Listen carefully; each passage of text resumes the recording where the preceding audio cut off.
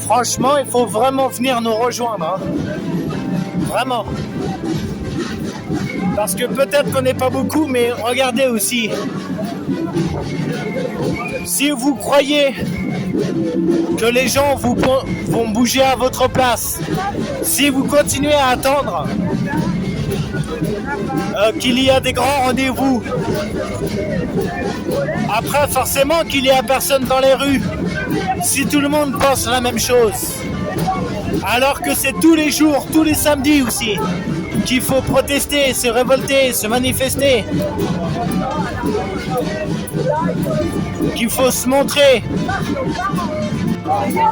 Parce que regardez, avec l'inflation actuelle, les guerres dans le monde, les injustices sociales, fiscales, financières, écologiques et mondiales, avec les lois, les décrets, les mesures et les réformes liberticides, inégales et antisociales, avec les JO de la honte, notamment les 3000 étudiants menacés d'expulsion, avec les bouquinistes qui ne peuvent plus exercer leur métier à Paris, avec les SDF qui sont carrément expulsés de Paris pour être dans la rue en province, en sachant que certains maires de province sont mécontents de ce qui se passe avec les SDF, avec le retour du QR code ainsi que d'un pass, également accompagné de caméras de surveillance, parfois en drone à reconnaissance faciale, et ça dans certaines zones de Paris.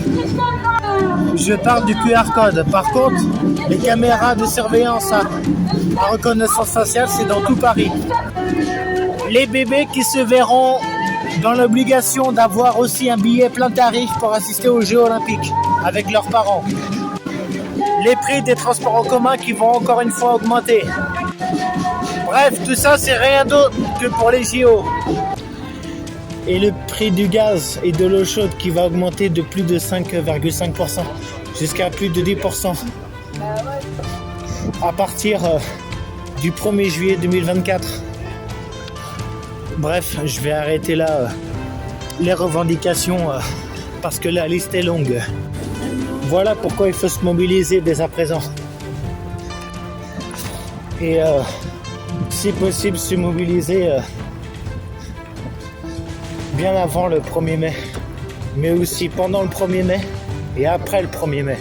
Parce que vous voyez, c'est bien beau de se plaindre sur les réseaux et de ne pas agir sur le terrain physiquement derrière, dans les rues.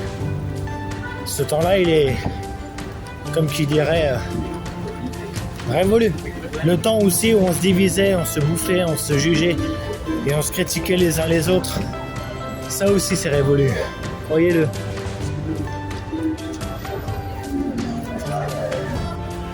Quiconque a étudié l'histoire sait que la désobéissance civile et la résistance suivie de la révolte est la vertu première de l'homme.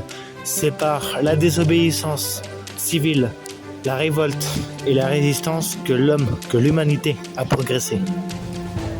Sur ce, partagez à fond et à très vite sur le terrain.